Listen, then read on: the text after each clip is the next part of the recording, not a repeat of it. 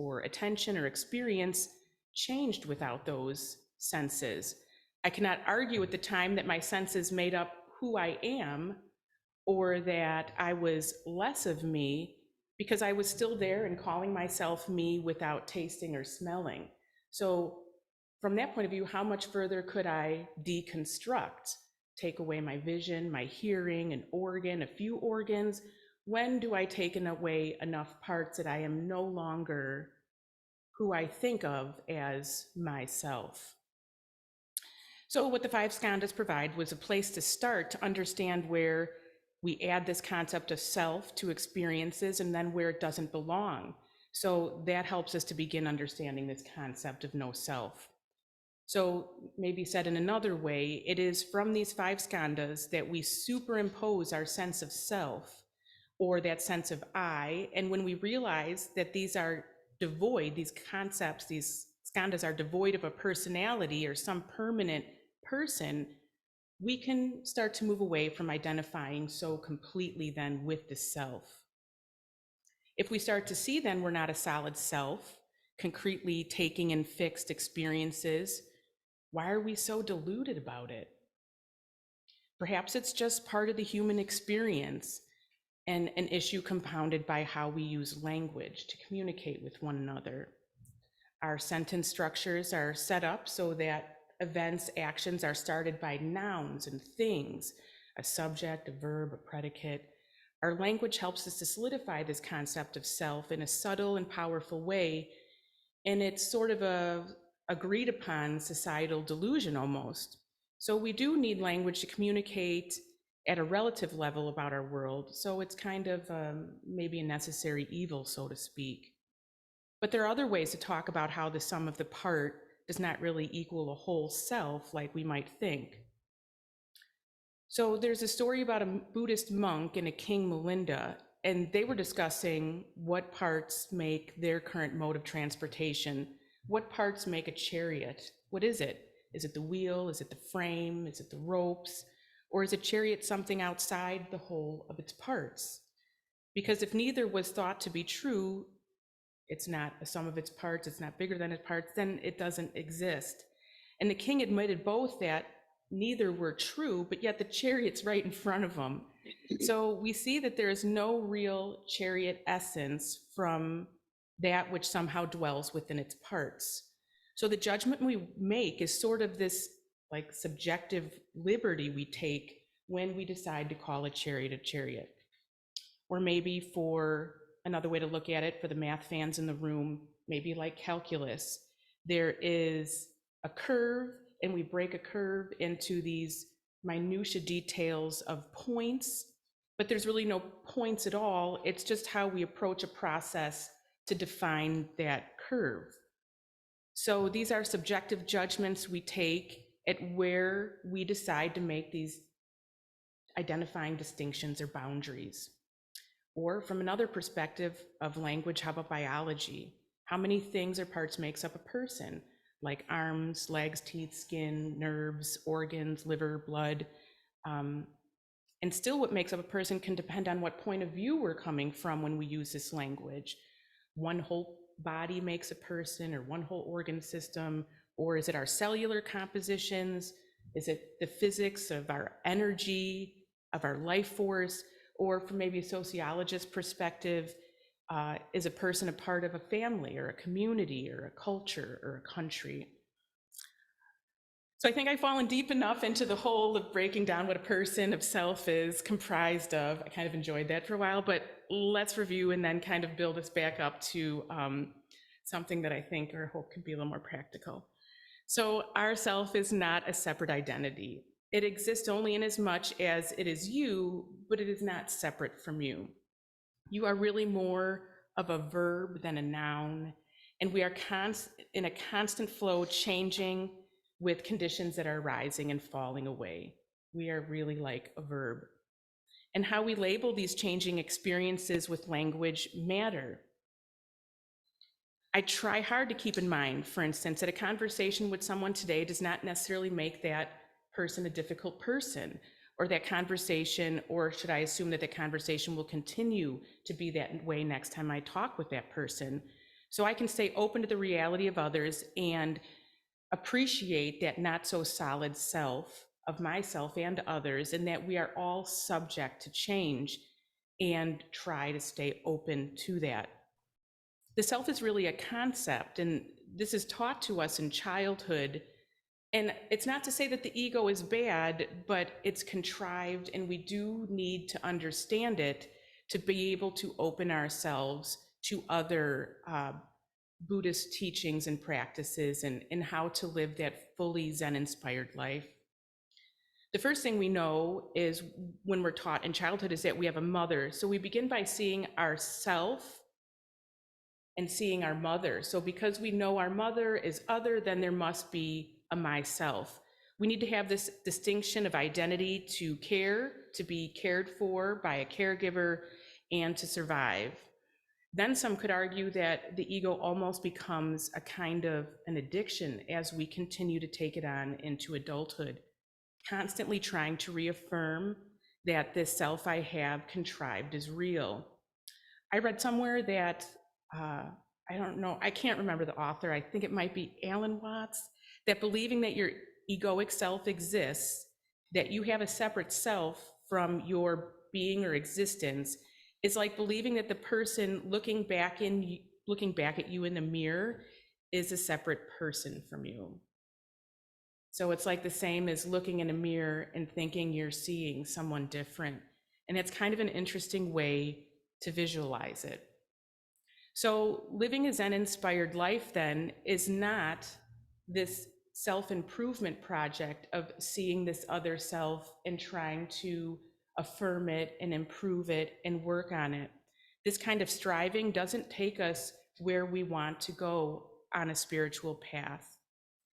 Gaining ideas at the beginning are okay to get you started, but as the matter clarifies around no self, we begin to see things differently. Practicing to gain enlightenment is missing the mark. The awakened self, Buddha nature, enlightenment is really to be uncovered, discovered, or found. We don't possess it, so we can't go get it. A Tibetan monk, Anma Tubten, had written that meditation is the way we stop feeling this unenlightened consciousness. We stop feeding it. He compared it to riding a bike, and I like this comparison to sitting. We all know that a bicycle does not ride on its own. The moment we stop pedaling, it falls over. Unenlightened consciousness, or this diluted sense of ego or self, works the same way. Once we stop pedaling it or perpetuating it, it dies, just like the bicycle falls over. So meditation is not like trying to get somewhere. We're not trying to put miles in our bicycle, on our bike. We're not trying to acquire something. There's nothing to be done then. We just stop pedaling. The only thing that happens is that in meditation, we are no longer constructing these illusions. If you have a gaining idea about practice or anything you do, then it's dualistic and you are separating yourself from it, like looking at yourself in the mirror. Letting go of ego allows us to live with more intimacy in whatever it is we do. Dusting the blinds, just do that. Playing piano, just do that. Walking, just do that. So as you go deeper into the nature of what is here, through skandhas, through how we label our experience, you start to see that you can't gain enlightenment. It just doesn't apply. You can't do that, and that gaining thoughts become an obstacle to us. The ego can come up with many ways to create obstacles on this path. The egoic mind is speedy, I've found, at least mine is, almost like trying to convince ourselves that something is real. It feels to me like a salesperson trying to talk you into buying something. When we pause, we can really see our mind is busy at work. It's like we've hired a full-time employee in our head whose job is to come up with storylines, concepts, judgments, ideas about the past, present, and future. We sit and our ego employee just is telling us, this is boring, we're not getting anywhere. You need to talk to so-and-so, you need to do something else. Ego is kind of almost a second take at what our actual lived experience is. It can be seen almost as like narrating our lives like in a book, or creating a voiceover like in a movie that tries to weave this story of what is going on. Our minds can tell us, you are being bullied right now, or you're experiencing loss. But it's beneath our consciousness, and it's after our actual embodied experience. It is like a hesitation or block between our lived experience and then our more luminous, spacious mind. So, how do we work with this? How do we start to put down this fear-based ego to get out of our own way and to ease our own suffering? So in our foundations course and here at the Zen Center, we often talk about working with the gap. To find gaps in our lives, we need to see mindfully that we are taking every moment by moment and stringing them together quickly to create this story of a constructed, fixed life. So a gap is when the string breaks, something in our daily life that doesn't confirm the self, that doesn't meet the expectation of what you or I thought is coming next. Your sense of security is shaken to some degree. Gaps, as Trungpa Rinpoche called nowness, or the Buddha referred to as suchness, or I've heard Tibetan teachers refer to it as betweenness, is the space where you first notice this gap in between what is happening and what you expected to happen, occupy it, and notice that it's most likely uncomfortable, and then stay in it. Notice avoidance habits that you might have there that don't serve you. So here's a very small example of a gap. I'm supposed to pick up my children from an activity, and now I have a work meeting that pops up, and my manager says I have to take it right now. Am I not a good mom that I can't be somewhere where I'm supposed to be? Am I going to damage my professional reputation? How am I going to solve this? I can notice the knot in my stomach and the perceptions of fear that come up around some lack of confidence in being able to solve this solution or solve this to my liking. A larger gap, as an example, is you go for a routine checkup and now something concerns the doctor. There's no longer the once-a-year checkup that I'm just heading in for, and it's more testing and other specialists. Am I now going to label myself as a sick person? Is my life going to be different now? This kind of gap can last much longer and impact your life significantly. Gaps really, though, are a Dharma window or an opportunity to clarify your life, to have more clear seeing if you are willing. The gap is uncomfortable. A favorite writer of mine, Anne Lamont, said it's good to do uncomfortable things. It's weightlifting for life. But we often hustle to fill this gap in as quickly as we can. I was at a concert recently when something reminded me of this gap, and I bet you've all probably seen this at one point or another. The singer was singing along to the popular song, and then he just stops singing to go get a drink. The band is still going, and what happens in that unexpected gap? The crowd immediately continues singing, like all in unison, loud. It was like everyone just died it at the same moment. They're filling that gap. That song will continue as they expected, and it's going forward.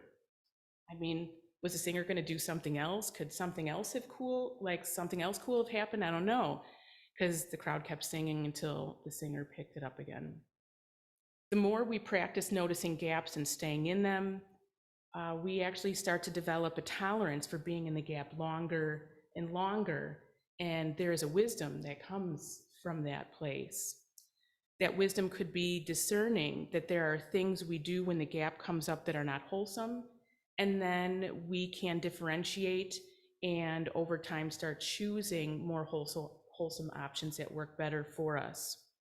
So ultimately, this understanding of how our ego works so that we can ease the resistance to it in our effort to move away from needing to destroy it or fix it, destroy the ego or fix it. So hopefully with this understanding, we don't have to be so heavy-handed with it.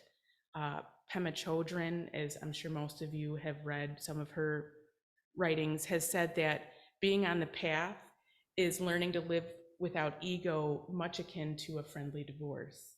So taking this approach of staying in that gap and sort of loosening your ego's influence can be helpful, almost like moving your ego more to a part-time job instead of a full-time job. But like I said, staying in the gap is uncomfortable, and it often is, particularly at first. So what do we do then to help ourselves carry on, to stay on the path? Well, we can try to apply the 3 tenets of the peacekeepers: not knowing, bearing witness, and loving action. I always try to go there first if I'm cognizant enough to do that. Or if we need something a little more concrete, like an acronym, acronyms are great. There's a practice that is easy to remember that can assist us with staying in this gap, and it's called LASER, for the acronym LESR, which stands for 4 steps that you can follow when you find yourself in a gap in an uncomfortable place. So L is for locate. You can investigate where that uncomfortable feeling dwells in your body and make contact with it. E is for embrace. You can then embrace that feeling or sensation with compassion for yourself and an unconditional warmth, meaning without judgment for that feeling or sensation if you can. The third one is stop, which is to try to stop the storyline, which is the same as interrupting the story, or we often say trying to let it go. Sitting with that direct embodied experience of what it feels like to be hooked by a story or habitual thoughts can come as a response then to this being in this gap. Then the last letter is R for remain. And this is where we try to stay present with the feeling for as long as you can until it shifts or it becomes too much of a struggle to continue. Just remain with that compassion for the experience. When we live with compassion from this place of no self, then we experience an openness that does not require us to have to choose between ourselves and others. And then after time, if you choose to practice that and you become comfortable with those 4 steps, you can add a 5th one. And you can do what they call experience the emptiness of the feeling, which is the realization that the suffering comes not from the uncomfortable feelings that are really there, but from the idea that I, or this fixed self, is suffering. So in this step, you are asking questions like, is this feeling fixed or solid? Who is suffering? And when you're able to connect with the embodied sensations, I say basic goodness is found right here. So in this way, I'm not waiting for sensations to improve or to change to find basic goodness. I can sit with whatever's right there with that compassion and say basic goodness is found still right here. The alternate 5th step you can try would be to deepen compassion by connecting with uncomfortable feelings while connecting with all other sentient beings who might be feeling the same way, and wishing them all freedom from that discomfort that you know so intimately now and are feeling so concretely. The question I get often on this topic of no self, when I've taught it before in our intro to mindfulness, is what happens when our ego is gone? What happens when we attain this no self? Is it like an emptiness, an annihilated or destroyed self? And what we teach here is that when we can move from a place of ego, it's not like we then turn into hollow shells of our previous selves. We can replace this ego with the Bodhisattva vow to be of service and to save all sentient beings. Living without the fear-based ego opens the space for love, joy, and creativity. So I think I have here, this is the book, No Self, No Problem, Anam Tubin, and I'm probably butchering his name, but I apologize for that. But we can live without this fear-based if we have this realization that, are we doing this practice for ultimate security. And if we don't check ourselves and our motives carefully, it is possible that we are hoping that enlightenment will be our final safe harbor, a place where everything is hunky-dory. Enlightenment is not some kind of eternal security. Enlightenment does not ensure that everything is going to be fine from that moment on. It does not ensure that Buddha is always going to smile upon us. When we are enlightened, we still have to die, we still get sick, we still get annoyed from time to time, we still experience all of life's conditions, just as everyone else experiences life's conditions. The difference is that we no longer have a strong, compulsive reaction to these situations in terms of liking and disliking them. Such reactions often produce hatred, attachment, aversion, desire, and so forth. Enlightenment is not a security, it is a freedom from both security and insecurity.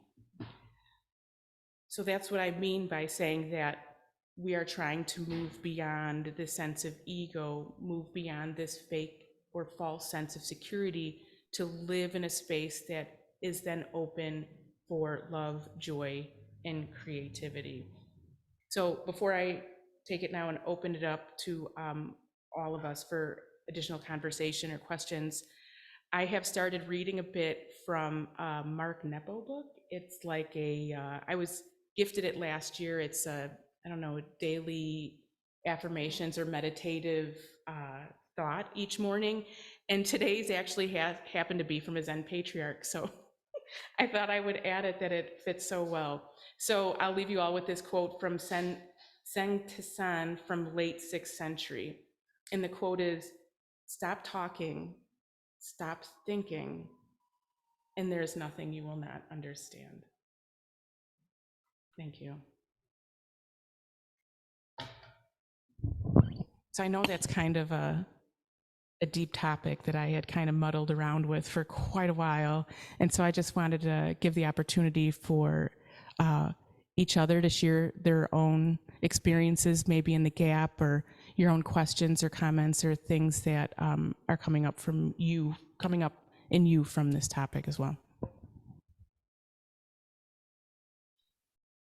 Yeah, Kelly, hi.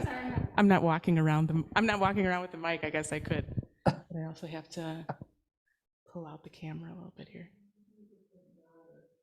Oh yeah, turn up. It's the remote that's sitting on the table, and then you just pull up the volume. There you go. We usually have it like in the 40s or so. Okay, so we'll see if whoever speaks first on Zoom just blows us out of here with their voice. Hello. Oh, that's good. Hello. Hi, Earl. Testing.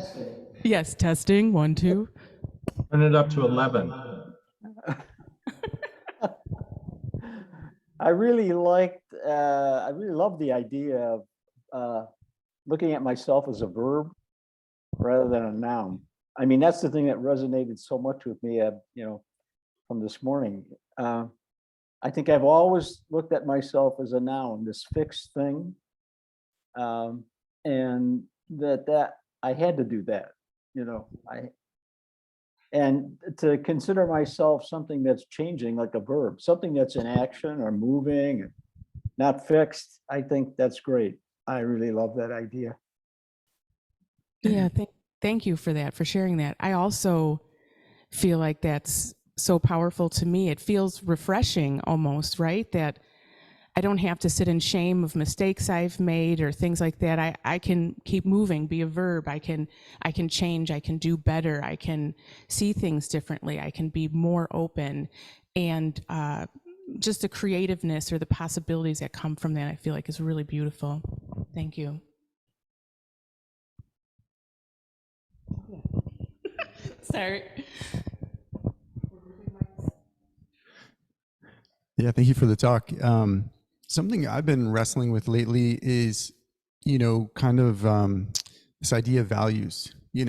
Like a lot of those gaps for me come when, I'm experiencing something different, and I think there's room for growth. And then there's this also this feeling of, well, is that against my values? And trying to figure out, is that is there something fixed there? Or kind of like you were saying, is there a need to, in each moment, kind of bear witness to that uncomfortable feeling and then decide, you know? So I don't know if there's like a easy answer to that, but, you know, this idea of kind of veering from what I consider what is myself, then creates this, sometimes this wrestling of, wait, is, you know, that not really who I want to be or something. I think that's really a great question, or a great thought. And I feel like that idea of what we do there when we have that uncomfortable thought, I feel like I often go back to the precepts, right? When I'm in that place to try to, how am I vowing to live? What have I said before is a value I have or a way I want to be? And then try to look at that again within the unique situation that is arising, right? Like every moment is new and fresh and not the same. And I don't know if that answers your question, but that's kind of where I find myself starting when I have that thought, you know, when I'm sitting with that uncomfortableness. Maybe others have ideas on that one. Yeah, but that's really good. I like know what you're talking about, for sure.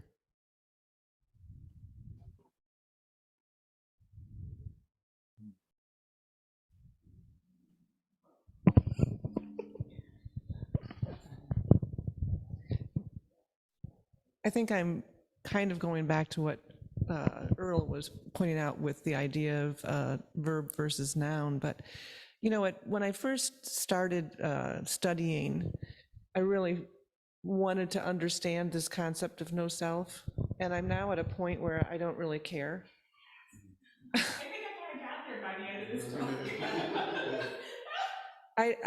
talk. I don't think it's as seminal, as central as I initially thought it was. I mean, it is an important teaching, I guess, but I don't have to get it in order to live my vows or the Dharma or whatever. I mean, I think that I've come around, for me personally right now, what I've come around to is it's simply a teaching around not impermanence. You know, that there isn't a solid, unchanging self, even down to my personality, which I feel is so probably solid, you know, that it's, this is my personality. Even that changes. And so that's for me is sort of like the central meaning of it right now, is to try to let go of this sense that I have this self that never changes, but as you're saying, grow, change, evolve, change my mind, change back. All of that is part of who I am, and I don't need to hang on so tightly, even in mentally, with this sense that I have a self that is getting threatened. Yeah, so. I feel like the more I worked on this, the more I started realizing that this no self teaching, it's very easy to fall into coming to it from sort of an academic or knowledge-y kind of place, which ultimately really isn't what the teaching is for. And I agree with what you're saying. It is like no self is like the jumping off part to where all the meat of Buddhism is. So I feel like from what you're echoing about, like we're a verb, we're moving. Well, what are we moving in? And I feel like as I was coming to the end of this, it's like that compassion for ourselves that we're sitting in when we're like, is this my value? What is going on here? This is so uncomfortable. And I really feel like it's just inspired me to turn and look more at that, our compassion for self and others, our living in love, following the Bodhisattva vows. And I feel like I had to dig into this in some sort of intellectually kind of space to say, oh, like you're saying, this is a jumping off point for where all the meat, I feel like, of Buddhism, or where it more impacts us maybe in our daily lives, is happening there. I don't know if I said that as I don't know if that made sense, but yeah, I agree with you, Chris. Thank you for that thought. I'm glad I'm not the only one who doesn't fully get it after after working on that. And it's okay. Um, Oh, I- hey, hi. Hi. I wanted to comment on the no self thing. So like one of the things I've found useful is like so sort of studying into the nature of sleep, because with sleep there's a sort of change in perception, and so with like how we feel that we are a self, like the ego itself is actually a thought, and a very powerful thought that often comes with a feeling that feels like, you know, there is an I somewhere, I don't know, inside me or something like that. But like a good example I'd want to give is when we are asleep and we're dreaming. You know, when you're dreaming, you feel like there's a self there, and especially when it's like a nightmare, you really feel it. And then when you wake up, it's like it's disappeared. You know, it was, even though it truly felt like it was really there, when you wake up, it's not there anymore. And I think the experience of awakening is similar. No matter how convincing our that thought and feeling of I is, it's nothing more than a dream or a mirage. And once you wake up from it, you know, I think you kind of have a good laugh that you actually believe that there was a you somewhere in the first place. And then going back to sleep is that like when you sleep and you're in deep sleep. So, or also like another thing I'd wanna, before I go to deep sleep, is that when we're dreaming, isn't it interesting how we perceive things? You know, you hear things, you're seeing things, yet your eyes are closed, right? Right. So what's seeing at that point, if, you know, our perception just depend on when our eyes are open and are seeing, yet in dreams you're seeing things and hearing things. So that's a good thing to contemplate on. And then again, looking at the nature of sleep, when we're in deep sleep, nothing quote unquote is happening, right? And the nature of deep sleep is that, you know, when you sleep deeply and then you wake up, you know, there's this sense of like a deep rest and a sort of a joy that comes from deep sleep. You wake up like sort of feeling energized and revamped and like some sort of joy. And, you know, the experience of awakening is sort of similar to that, when, you know, sort of the mental movements and like kind of still, or your mind sort of comes to a still. Then there's that sense of deep joy and deep peace, because like you're no longer identifying with you're no longer identifying with an illusion, or even, let me say, a delusion of something that's there. Believing in a dream you're being chased by a lion, and you really believe that's happening, and there's some suffering that comes from that. Yet when you wake up from that and realize it's an illusion, then that's gone. Right. That's just really great, the whole comparison to sleep and just really the impermanence, right, that we're talking about, this sense of self. And I think that brings us like back to how I like the idea of the concept that we're just constantly just unclouding. We're just constantly trying to occlude or push away or clear the way for what is really here, which is, like you're saying, that feeling of joy and refreshment and wholesomeness from when you like awake from that deep sleep, kind of a thing. Like, that was really great. Thank you for sharing that. Like, that's something to chew on for sure. I have one more comment on language. Please. Yeah, and how language sort of like enforces like our illusions. I'll give an example with something like this. So we call this, I'll call it a cup for now, because of the form it takes, right? So we think that, you know, English tells us, I'm actually trilingual, so, and the other languages I speak are a bit different from English. So that gives me like sort of a better insight. Sure. So in English, you think that this is a noun and the noun is the cup, right?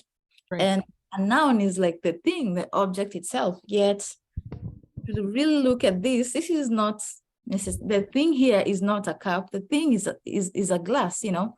If this falls and breaks, somehow the cup is gone. And what remains? It's the glass that remains. So what really was the thing, you know? Right. So this is just glass taking a form which we call cup. Right. That's beautiful. Right. It speaks just to the power of language, right? And that labeling is so important, because what language we choose to use, how we speak of the world in which we're seeing, really impacts our perception and how we actually experience it. And not necessarily to our betterment or detriment. It depends. But thank you. That was really great. I appreciate that. Other thoughts, comments, gap experiences, no self moments?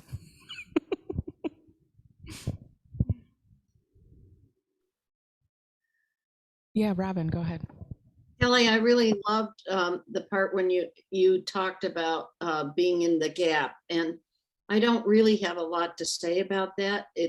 It's more like I'm just sitting with that, and I want to start noticing that more and thinking about it as a gap instead of some other kind of judgment or something, I think is very useful. Thank you.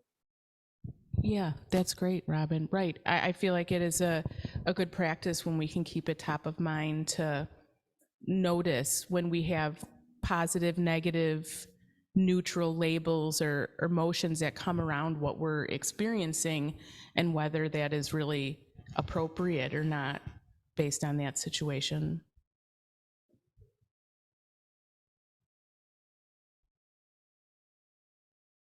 Yes, I could pass the mic. I'm going to try to hold the camera. Oh, you're holding a camera. So, I mean, just want to echo what was said about, I guess, what Robin was saying about the gap was, you know, is very interesting to me. And I think, I guess, you know, so much of what's tied up in self, you know, how it relates to identity, which is so like necessary just to function, right? In our lives, we have to have these identities. And, you know, in those moments, you know, like thinking about your analogy when you were talking about, you know, making the choice between career, you know, you're in this moment, like, then you make the choice, but it's like, okay, that's one for team mom, or that's one for, you know, team career. And so just being able to slow that down. And also, I think what you said about self-compassion, like the more I practice, the more I realize that how helpful that is in those moments, and how it just helps you hold space for like both of those things, or more of that, or none of that, you know. So thank you. You and me were just recently talking about identity, right? Watching our kids, like just they're middle schoolers identifying, or teenagers just like identifying with what they think is a sense of self based on activities or things they do that may not continue into time. And that whole experience of, you know, am this team mom or team, it's like, can I stop and not take preference in that moment for who myself would like to most identify with, like, and just do what is best or what is most appropriate in that situation. And that can be hard to do. Am I a mom first? Do I have to keep this career going? Or can I pause in that gap and say which really is the most appropriate response to take? And then, like you're saying, have that compassion then when it's like, hey, something didn't go great today. and I can be with myself, and in that impermanence of no self, there'll be another moment. There'll be another moment where I can do better, where I can make a different choice, and on we go. Yeah, it's really powerful. Comments, questions, suggestions? I feel like this one got really analytical today. So I feel like going back to the beginning poem, it's like, okay, we've examined the law. We looked at sutras, we talked about this, and now we need to go out and see the love letters sent by the wind and rain and the snow and moon, the beautiful sun shining outside today. We're starting to see the buds of some crocuses or early spring flowers and that kind of thing. Time to enjoy our life, appreciate our lives. Thank you, everybody. Oh, yeah. So Kelly, Yeah, I hi. want to make one comment about all this. I first started looking into the teachings of Buddhism and about 4 years ago. And before that, I thought I was a pretty fantastic self. Ego was pretty big. And in my career and so forth, and taking great photographs. But now I can look back over this whole historical dimension and see, well, what I was I was trying to take these talents or things that I thought were good about me and reinforce those and say, well, that's me, but they're not me. And they've passed, they've come and gone. I don't take that many pictures anymore. I'm not competing in corporate America, but it doesn't bother me anymore. So, and in other words, by saying no self, it helps me to have contentment and not strive to be a discriminator or better than other people or worse than other people. And I think it's been helpful to have that teaching for me. So. Oh, that's wonderful. Yeah, thank you for sharing. Like, I like that sense of the contentment that comes from truly understanding what is really here. Like, that's really beautiful. Oh, thanks.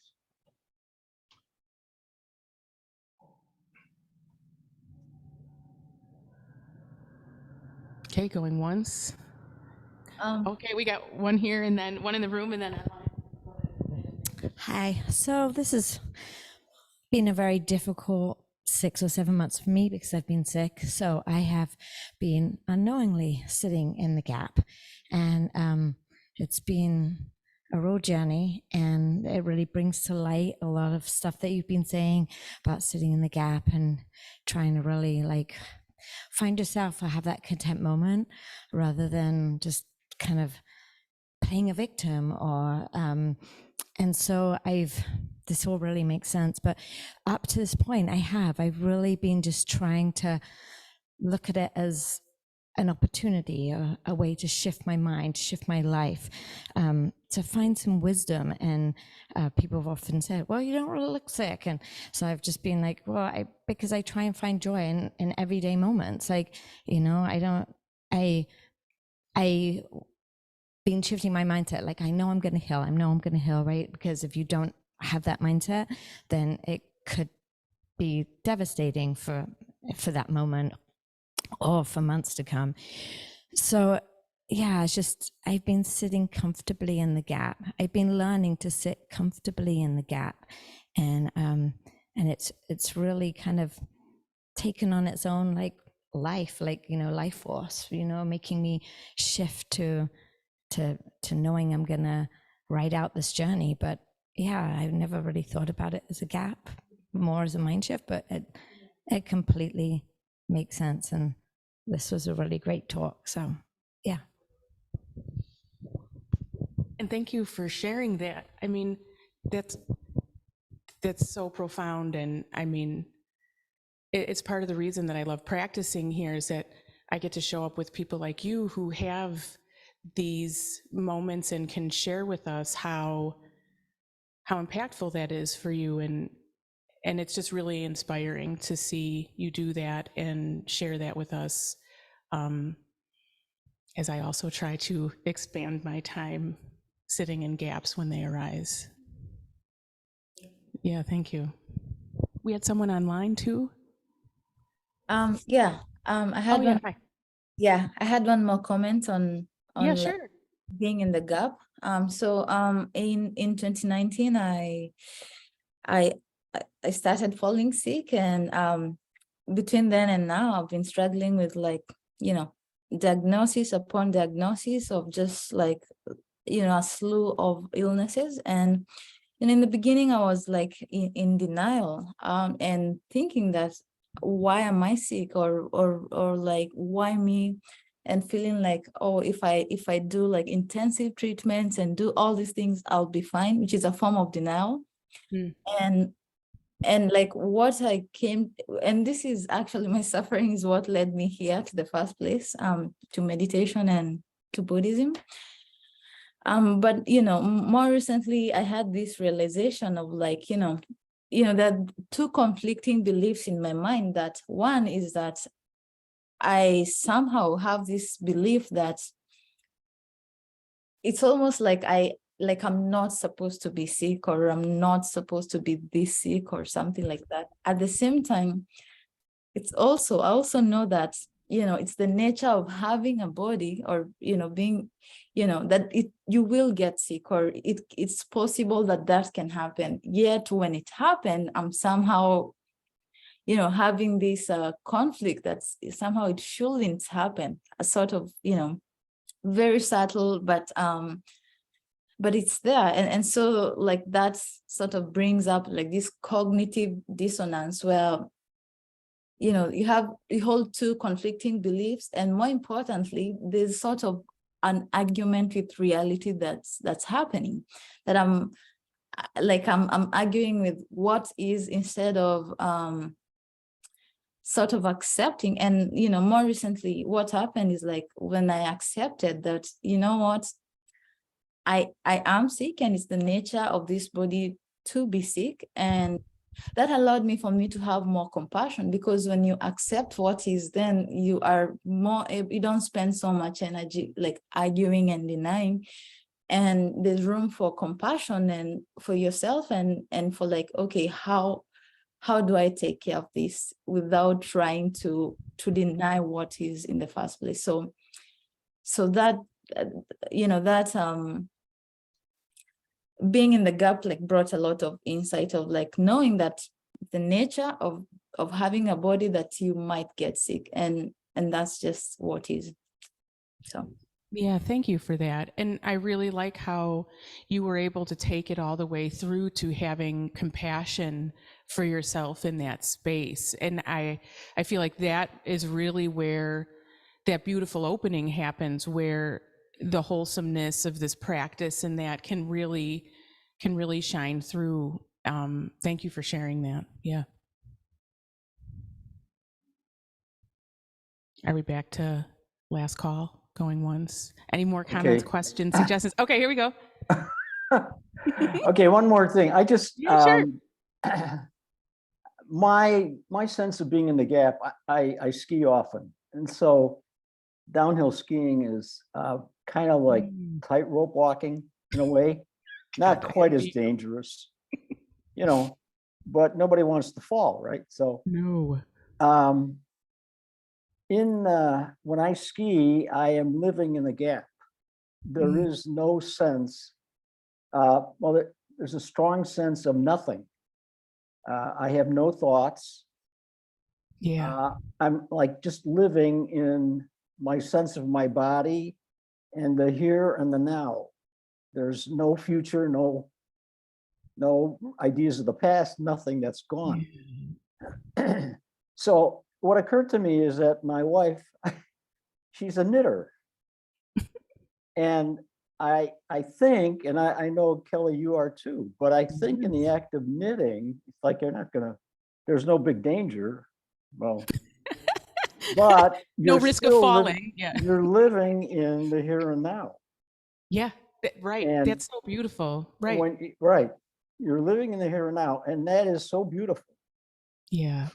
That's a It's great like- place to be. Yeah, thank you for bringing that up. That is like that flow state, right? When you are, like I said, just when you're dusting blinds, just dust the blinds. When there's activities that you really love or can lose yourself in, that no self in that activity, it's beautiful to watch. I mean, I love it when my son gets so into a basketball game, you know, there's no self other. He's playing the game, right? You're just skiing. I could never do that. So I also really admire you for that. Yeah, I think the last time I skied, I was my 2 skis going down the hill with my back also on the ground. And down I went. So yeah, the risk of falling is real. So thank you for sharing that. It is beautiful when you're in that space of just that flow state of just the now, just the now.